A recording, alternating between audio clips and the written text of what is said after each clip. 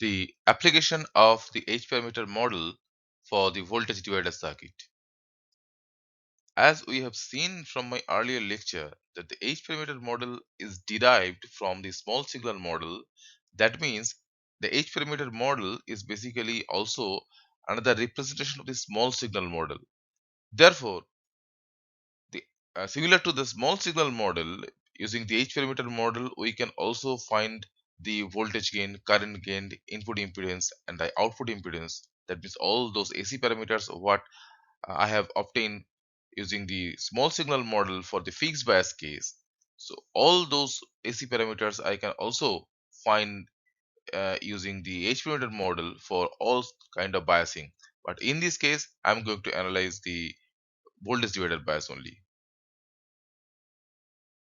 From the biasing configuration, what I have discussed for the voltage divider uh, biasing circuit, we have seen that this particular section was called the voltage divider biasing, and this section, that means which includes this RB1, RB2, RE, RC, and along with this BJT NPN transistor. So this sets up the biasing configuration for the voltage divider circuit, and that was due to establish a DC cue point or DC operating point. Now, what was the purpose of this DC operating point, or what was the purpose to set up that DC operating point? The purpose was that if you apply some external signal, as I have applied through this VS, so that signal should oscillate around the DC operating point in such a way that the amplified output voltage should be within the active region, so that we can have the maximum amplified signal at the output of the transistor. Therefore, we have to be careful that the DC operating point of what we have established through this VCC and all those parameters what I have used over here. So the DC operating point must be retained at its calculator, its initial positions. If somehow the external voltage source contains some DC part or DC component or some average component, so that DC part may interfere the biasing DC current or DC current and voltage, which gets established due to, through your calculations.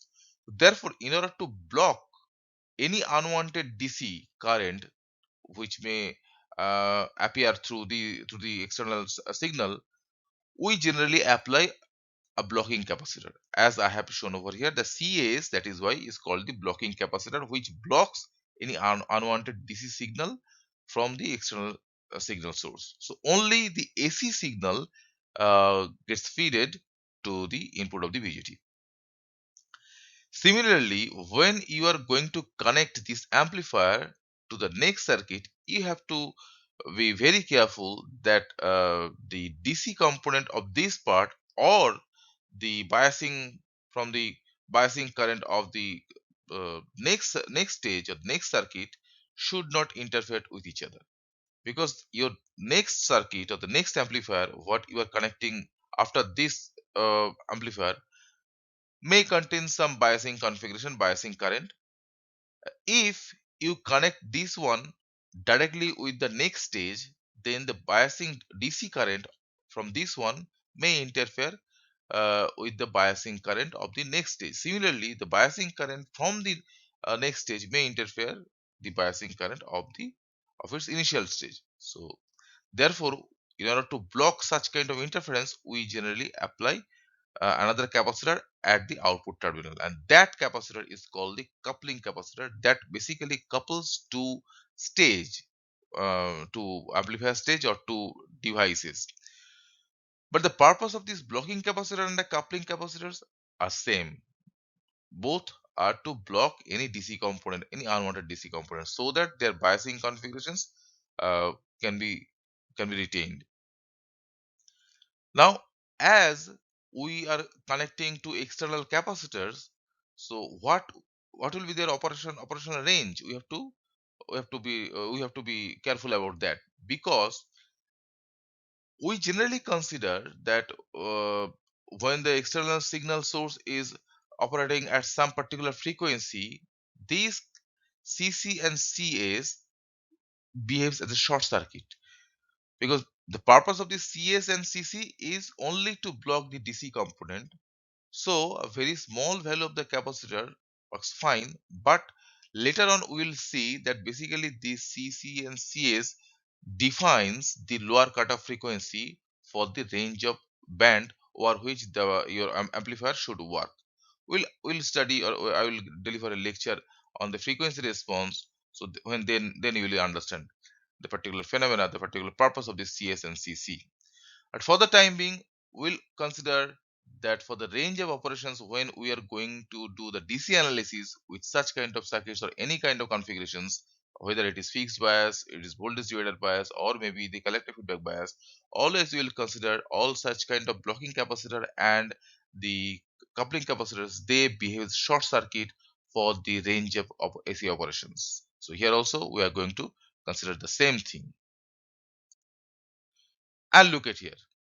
So initially this is the voltage divider biasing, and you have connected the external DC external AC signal through the blocking capacitors, and there is a coupling capacitor. But when I'm going to analyze the particular circuit, I will consider these two of these capacitors are shorted, because for a frequency larger than the cutoff frequency of, of the amplifier, these two transistors will be shorted.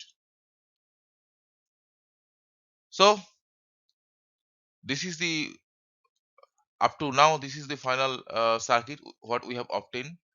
And when I have discussed the fixed bias circuit, I told that since we are going to do the AC analysis, we can easily consider the DC part or the DC component or the DC supply, which is zero, because first thing, the AC which represents the incremental change around the operating point, that uh, doesn't make any changes on this operating point, so we can consider any operating point. It's better to consider zero. So that is why I'm connected with this DC supply with the ground. And second thing is that the output generally is equals to the superpositions of the two different voltage sources. So when I have considered the DC signals to find out the operating point, I have considered that there exists no AC signal. Similarly, when I am going to consider the output for the AC signal, I can consider that there exists no DC signal, so DC signal is zero. So the output will be only for the AC. So when, after analyzing the circuit, when you will construct the circuit physically based on the actual physical AC signal and the supply, the output will be the sum of both of them. So that is a superposition principle. So since uh, the circuit works based on the superposition principle, so I can easily consider the DC voltage source is zero when I'm considering the AC signal. Once you connect the VCC or the supply to zero, then RB gets connected between the base and the ground, or the most negative supply available over here. Here, one thing I should mention over here, that is, although I have connected it is ground, but in general you need to connect the most negative supply available in particular circuit. Here the most negative supply available, that is the ground, and that is why I have connected over here.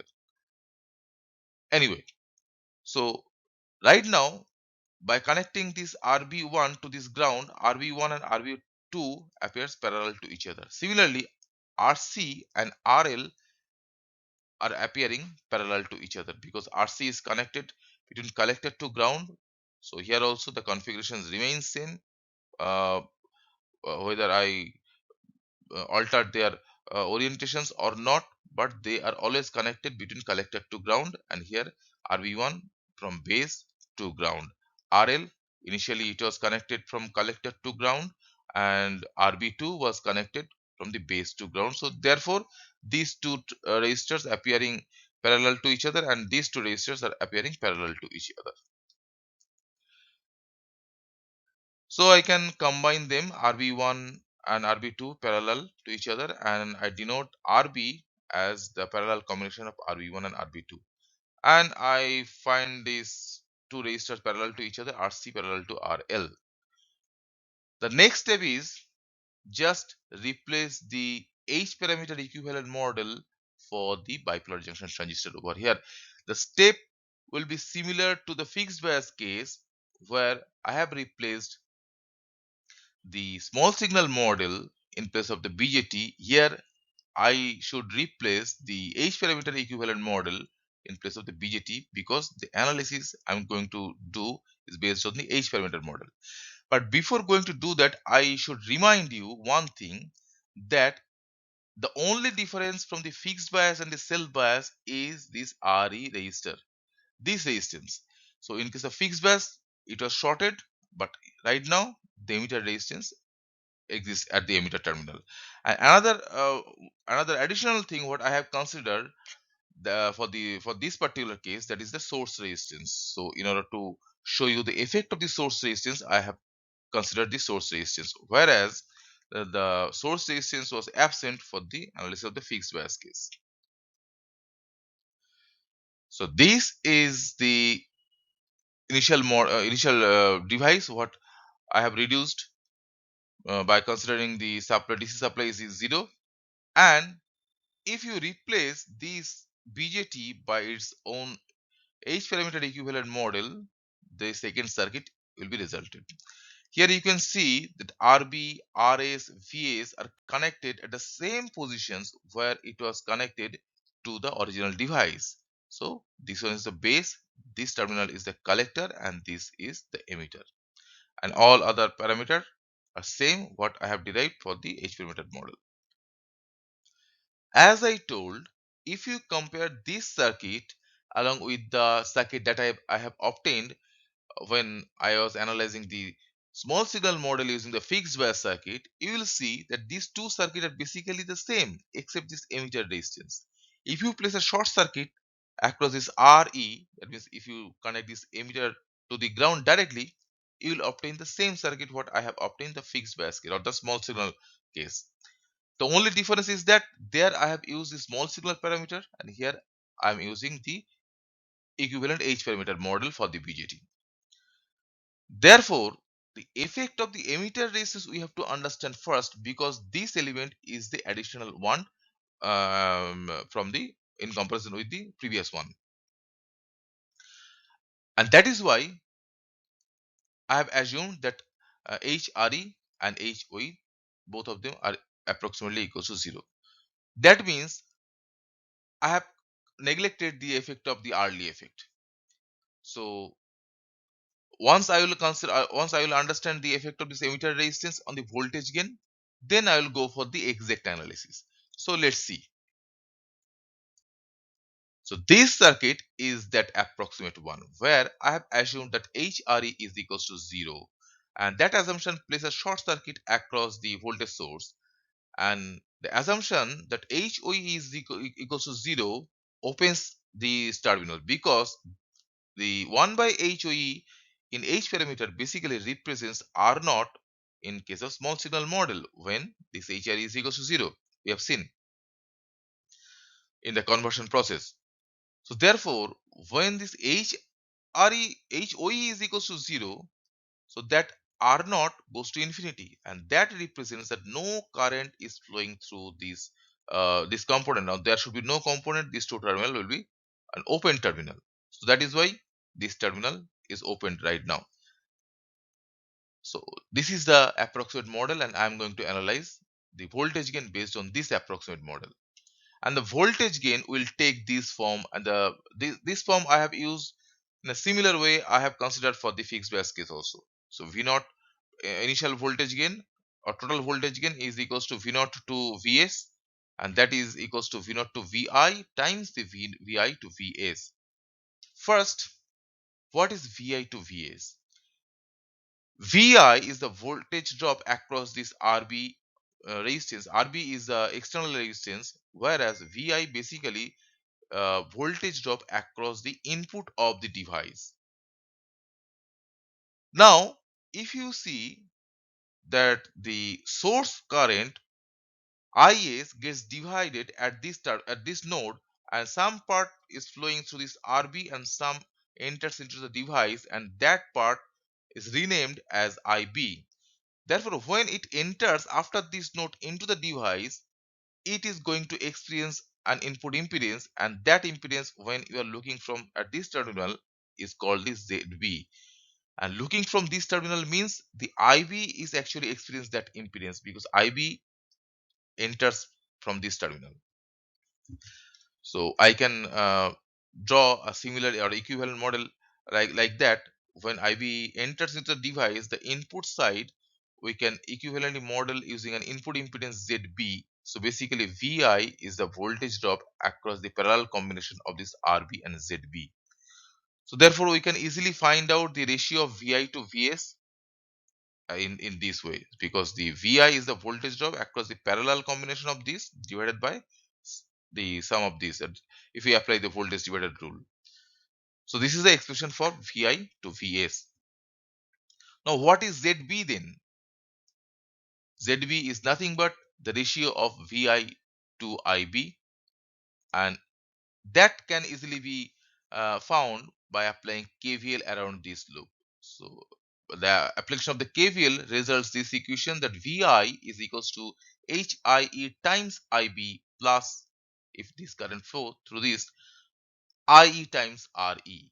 But what is IE? IE is nothing but IC plus IB, and IC can be replaced by HFE times IB. HFE we know that is a forward current gain, and HFE plays the same role the beta played in case of the DC analysis case.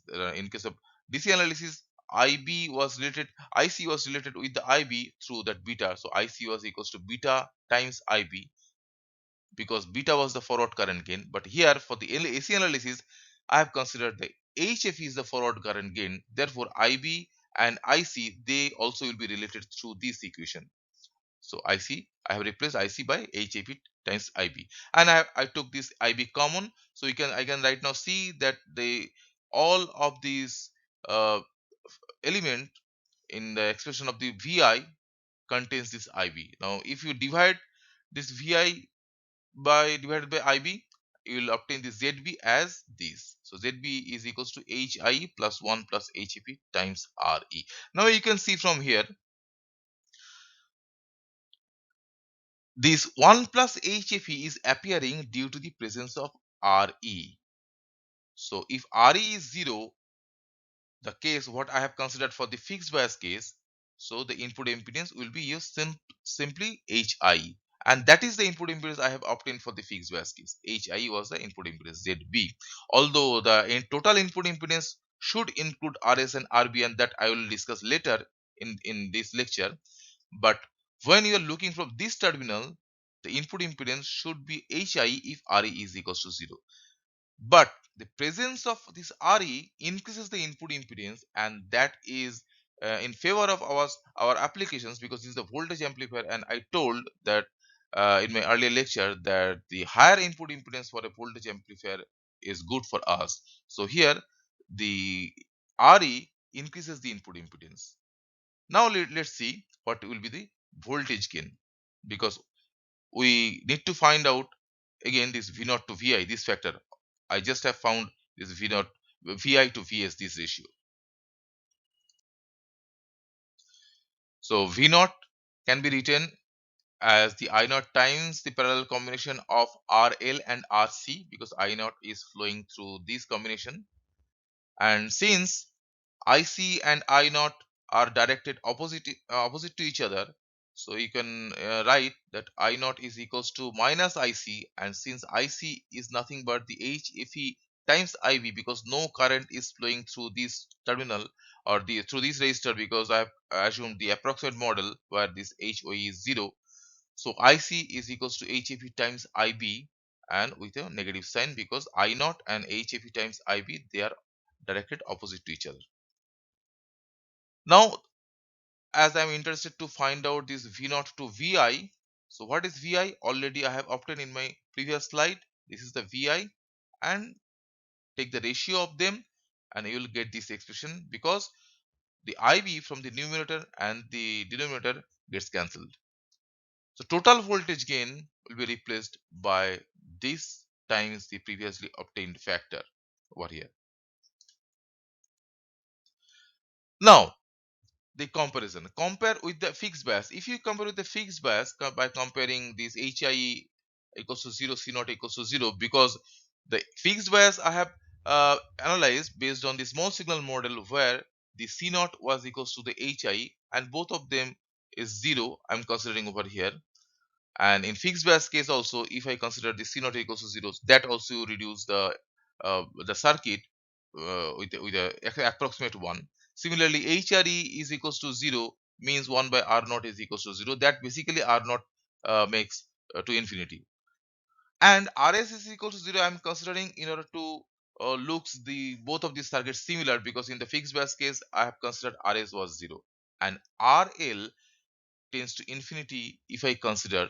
So that is the additional thing. Yeah, if I consider RL tends to infinity, so the result will come in terms of RC. Let's see what is the approximate result for the voltage gain and for the fixed bias and the voltage divided bias. So this is the approximate voltage gain what I have obtained for the fixed bias case, that is beta times RC divided by R pi. And if you replace this beta by HFE and R pi by HIE, so this will be resulted for the fixed bias case. Now this is the voltage divided bias, the exact expression for the, not the exact expression, this is the approximate model by considering HIE and HRE 0, but RS and RL exist over here. So if you consider RS is equal to 0, so this factor goes to unity, and if you consider RL is equals to infinity, so this factor will contain only the RC, as this side is containing the RC factor only. So this will be the actual expression for the volt or the approximate voltage gain for the voltage divided by a circuit. Now can you see the difference between them? The major difference is this factor 1 plus HEP times RE. We have seen in the case of voltage divided bias, this RE increases the input impedance and that is good for us. But unfortunately, it reduces the voltage gain, because if you compare the voltage gain in fixed bias and the voltage gain in voltage divided bias or the cell bias, we can see the presence of this RE is reducing the voltage gain in comparison with the fixed bias circuit. So this is the major disadvantage of the voltage divided bias circuit. But the good news is we can overcome this thing. So how can we overcome? Let's see. So in order to overcome this problem, we have to make sure that RE is equals to 0 for the voltage divided bias circuit.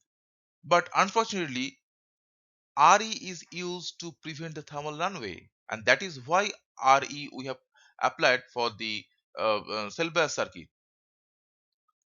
And since RE appears at the emitter terminal, RE provides the feedback both the AC and DC.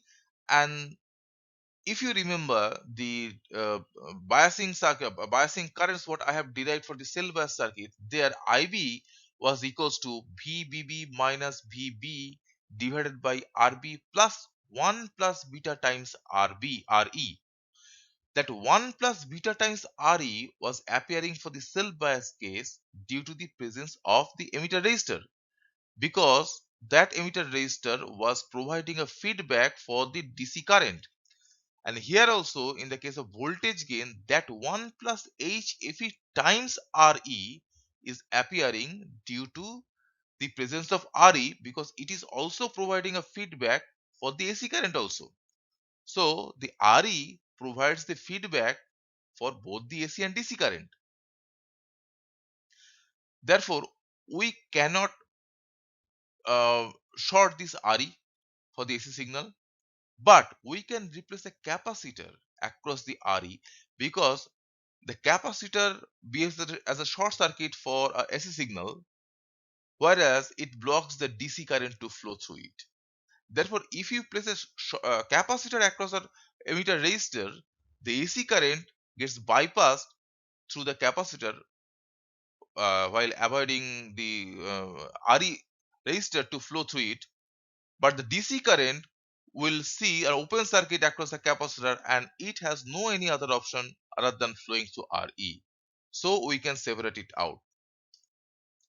So that is why we name it the bypass capacitor. The bypass capacitor is generally applied across the emitter resistor and it bypasses the AC current while it blocks the DC current, and DC current flows through the emitter resistance. Therefore, the feedback which is required to prevent the thermal runaway for the DC key point which is retained, but the voltage gain gets increased as the AC current flows through the capacitor and virtually the emitter resistance is shorted to ground for the AC current. Let's see how the circuit should look like. So this was the initial circuit without the capacitor across the emitter resistor, and now the bypass capacitor. The bypass capacitor is applied across the emitter resistor. Right now we have three capacitors in our circuit. One is the blocking capacitor, another is the coupling capacitor, and another, the new one, is the bypass capacitor.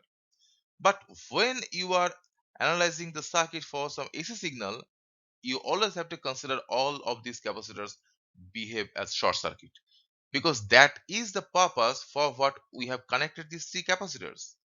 Therefore, by considering the bypass capacitor is shorted to ground, the emitter terminal will be connected with the ground terminal for the AC signal or for the AC current. So now considering that HRE not equals to 0 and HOE not equals to 0, I'm going to find out what will be the voltage gain. The VI over here will be a different one than the previous case, because right now VI should include this HRE times V naught. And if you apply KCL at this node, so that KCL will result this equation, because all of these three currents are leaving this node. And I, you can easily find out the voltage drop across these resistor is nothing but V naught, and this is the resistor, what, that is the 1 by HOE. So this will be I will be V naught times HOE. So from this expression you can easily find what is the expression for IB. So keep it for later use. And I naught you can easily find, that is the voltage drop across this parallel combination of RC and RL is V naught, and I naught is current, I naught current is flowing through it. So easily you can find what is I naught. Now replace I naught from this expression into this, and finally IB from this expression to this in VI, because we are interested to find out the ratio of V naught to VI. So finally, after a little manipulations, you will obtain the V naught to VI. This ratio will appear in this way. Here you can see, if we consider that HIE is equals to 0 and HRE is equals to 0, the voltage gain will be HFE times this load impedance, which is a parallel combination of RC and RL, divided by HIE. And look at here, for the approximate analysis, when you are considering that these 1 plus HFE times RE factor is absent, and this, although here I have done the exact analysis, but if you do this approximate analysis, the voltage gain is appearing exactly same to the fixed bias case. So voltage gain gets increased right now. It is avoiding this 1 plus HFE factor, because this RE is 0 for the AC case, since there exists a bypass capacitor. So the total voltage gain will be this one, because this ratio VI to VAS here also will be ZB, this combination RB parallel ZB divided by RS plus RB parallel ZB. But ZB is right now will be different, because in the last case I have considered this HRE is equals to 0, but right now HRE should be included in the expression of ZB. Let's see what is the current gain. We'll consider, or we'll find out the ZB later on. Let's consider first what is the current gain.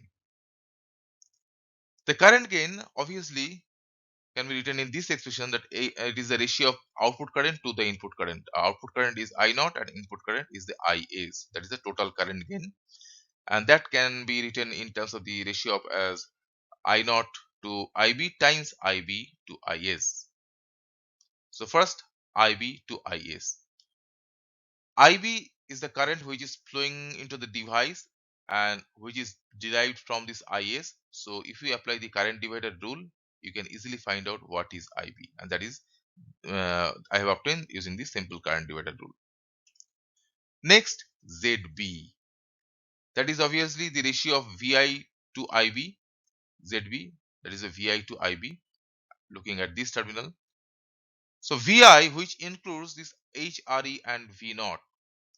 So V naught is nothing but, if you apply the V naught is I naught times the parallel combination of RL and RC. But what is I naught? I naught is basically a derived current from IC. And if you turn the direction of the IC along the I naught, you have to include a negative sign, and by applying the current divider rule, you will obtain the, since IC is equal to HFE times IB, so you will obtain this expression. This negative sign is appearing due to this change in directions of the IC current along the I naught. So if you take the ratio of this Vi to IB, you will get this is the ZB, and which is, you can see from here, which is very much different from the approximate model what I have obtained in my last case. Now the next part of the current gain, that is the ratio of I naught to IB. So this is the expression I have obtained by applying the KCL at this node. I should replace V naught over here because I am interested to find this I naught to IB, this ratio. And if you replace this V naught over here, and you will get the ratio of I naught to IB in this way. So the total current gain considering the I naught to Is will be this one. And you can see that in both the expression of the current gain and voltage gain, this negative sign is appearing, and that is due to the common emitter configuration, because we know in case of common emitter, output uh, deviates 180 degree out of phase than the input. So that happens both in the case of current as well as in the case of voltage, and that is why this negative sign is appearing for the voltage as well as in the current expression. So if you consider HO is equals to 0 in this case, so the current gain will reduce to this.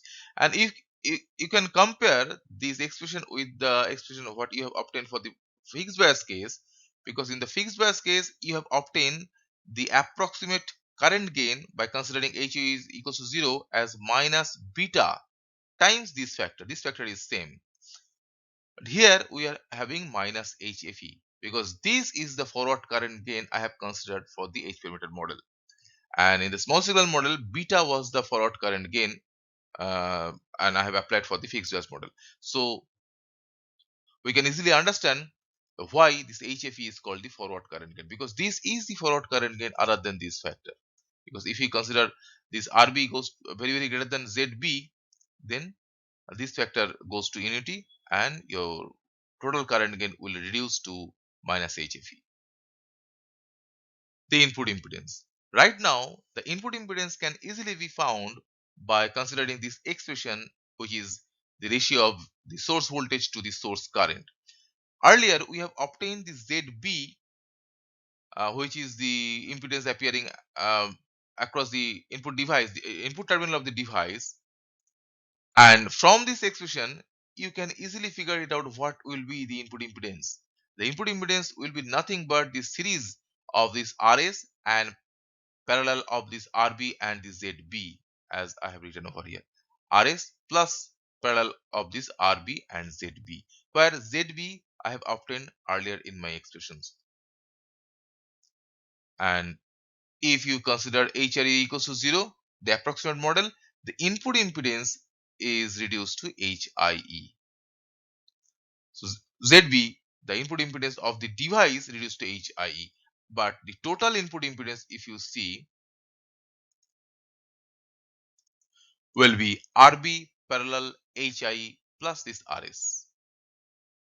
the output admittance. The procedure what I have followed to find out the output admittance for the small signal analysis considering the fixed bias configuration, here also I have to follow the same procedure to find the output admittance. And the procedure is, you first have to make sure that all the input sources are zero.